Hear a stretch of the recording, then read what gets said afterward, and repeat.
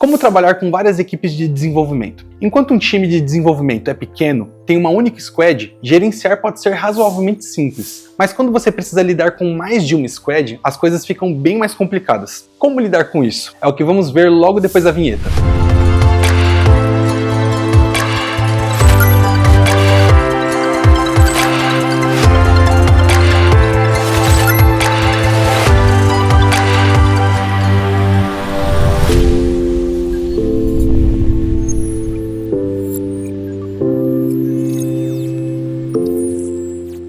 Uma equipe de desenvolvimento, a famosa squad, tem geralmente até 8 pessoas. Algumas empresas usam uma configuração um pouquinho maior do que isso, mas não muito maior. Esse limite de tamanho mantém a equipe como uma unidade de trabalho muito integrada. O trabalho em equipe e a comunicação são facilitados pelo tamanho reduzido. Por isso, qualquer empresa que tiver uma demanda maior do que uma equipe desse tamanho é capaz de atender, vai necessariamente precisar trabalhar com mais de uma equipe de desenvolvimento. E antes de falar mais sobre esse tema, me diz aqui nos comentários, você prefere trabalhar com um time isolado ou com diversos times integrados? Já aproveita e deixa o like para ajudar esse vídeo a chegar em mais pessoas. Bom, existem várias situações em que uma equipe precisa interagir com outras. Uma situação muito comum é a interação entre equipes pares. Equipes pares são as equipes que estão na mesma empresa fazendo um trabalho similar. A demanda por desenvolvimento era simplesmente maior do que uma única equipe era capaz de atender. Por isso, o trabalho foi dividido entre várias equipes.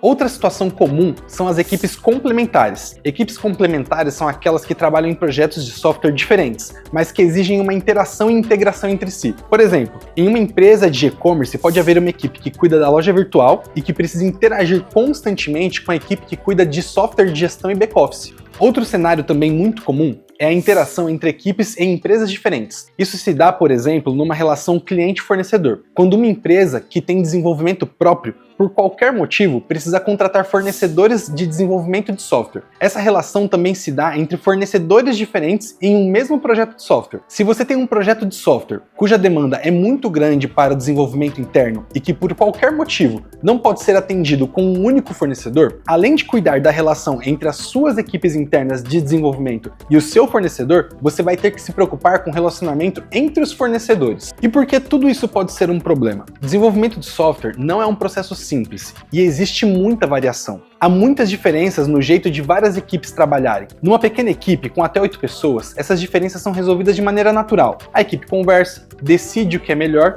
e o processo simplesmente flui. Mas quando você tem equipes diferentes, muitas vezes de fornecedores diferentes, trabalhando em lugares diferentes, você com certeza terá grandes diferenças no jeito de trabalhar que podem impactar a integração entre essas equipes e os seus produtos. Vamos falar de 3 tipos de diferenças. O primeiro tipo consiste nas diferenças na metodologia do trabalho. Mesmo que todas as suas equipes usem as mesmas palavras para descrever a sua metodologia, você terá diferenças significativas em como elas trabalham. Mesmo que elas tenham aprendido no mesmo lugar sua metodologia, você terá, por exemplo, equipes que prezam mais pelo planejamento, enquanto outras prezam mais pela flexibilidade. Os adeptos dos modelos ágeis de desenvolvimento de software podem ficar confusos com esse tema. É claro que o Manifesto Ágil diz que flexibilidade é mais importante que planejamento, e interação mais importante do que documentação. Mas o quão mais importante? Os detalhes a respeito de como colocar esses valores em prática são decididos por cada equipe no dia a dia, e você com certeza terá diferença entre as equipes. Por exemplo,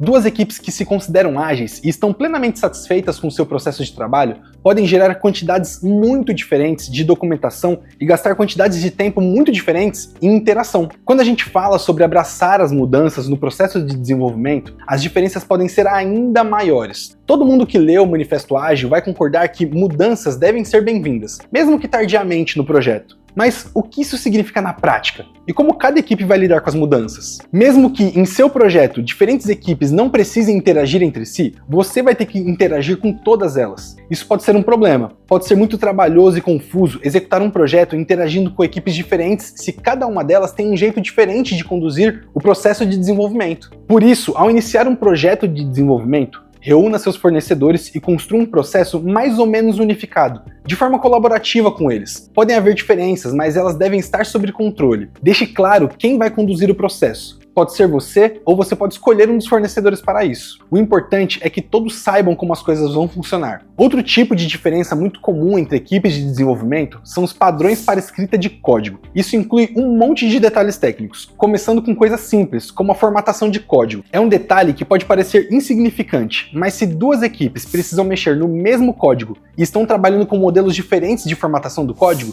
isso pode gerar um bocado de trabalho desnecessário. Por exemplo, se uma equipe organiza o seu código usando espaços e a outra usando tabulações, ao trabalhar juntas, se ninguém fizer nada para controlar esse processo, as pessoas podem gastar muito tempo simplesmente trocando espaços por tabulações, ao invés de realizando o trabalho real. Sei que esse exemplo é muito simples, mas nós já vimos isso acontecer. Outras coisas tecnicamente mais complexas podem ter um impacto ainda maior, desde problemas do cotidiano, como o uso do controle de versão. Equipes de desenvolvimento podem ter maneiras muito peculiares de criar brands no controle de versão e formas muito diferentes de descrever as suas alterações. Mas as coisas ficam realmente complicadas quando nós falamos de temas como arquitetura de software e documentação. Não existe um único padrão certo, e pode ser que os dois fornecedores tenham feito escolhas muito boas, que funcionam muito bem sozinhas, mas que são completamente opostas. Por isso, se os fornecedores vão trabalhar no mesmo código, você precisa ser impositivo. É necessário que haja um padrão único de trabalho. Esse padrão pode ser definido por você ou por alguém de sua equipe se vocês tiverem habilidade técnica para isso. A definição também pode ser feita em conjunto, reunindo todos os fornecedores, ou você pode delegar a um deles essa função. Use a estratégia que funcionar melhor para você. O importante é que exista um padrão,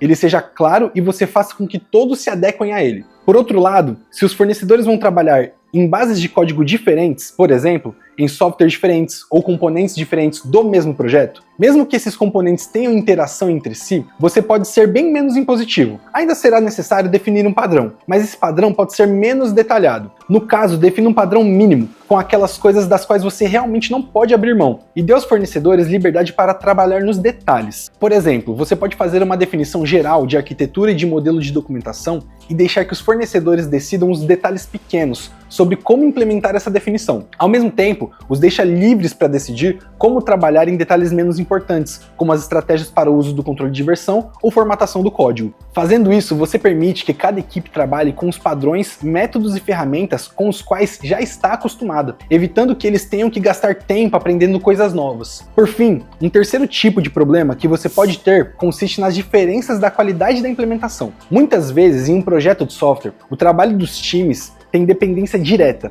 Assim, se uma das equipes não entrega o seu trabalho ou entrega com uma qualidade menor do que a desejada, isso não impacta apenas aquele componente ou aquele pedaço do projeto. É muito difícil se prevenir contra esse tipo de problema, porque essas diferenças são decorrência direta da capacidade técnica e qualidade de trabalho de cada equipe. Mas saber que problemas assim podem acontecer vai ajudar você a estar preparado para quando tiver que lidar com eles. Pode acontecer de uma das suas equipes entregar software com uma qualidade muito inferior às demais, ou seja, software com bugs, difíceis de dar manutenção, e que não resolve o verdadeiro problema. Você também pode receber de uma das equipes software com uma diferença muito grande de performance em relação ao resto do projeto. Isso pode fazer com que aquele componente ou software se torne um gargalo de performance do projeto, tornando toda a experiência de uso ruim. E por fim, você pode ter problemas também com a diferença dos prazos de entrega das diversas equipes. Isso se torna especialmente crítico quando o trabalho de uma equipe depende da entrega de outra. Por exemplo, se uma das equipes precisa consumir uma API, que será desenvolvida por outra equipe, uma demora na entrega da API pode deixar a primeira equipe ociosa, causando prejuízos ao projeto. Enfim, diferenças vão acontecer. Sempre que possível, tenha um plano B e adiante-se aos problemas. E tente criar um ambiente em que as equipes com performances diferentes possam aprender entre si, especialmente se você estiver lidando com equipes internas. Por fim, escolha bem os seus fornecedores de desenvolvimento de software. Isso pode evitar muitos problemas. Nós vamos publicar daqui a 3 semanas um vídeo com o título Como escolher um bom fornecedor de desenvolvimento de software. Para não perder esse vídeo, se inscreva agora no canal e clique no sininho para ativar as notificações. Assim você será avisado cada vez que publicarmos um vídeo novo. Boa sorte em seu próximo projeto!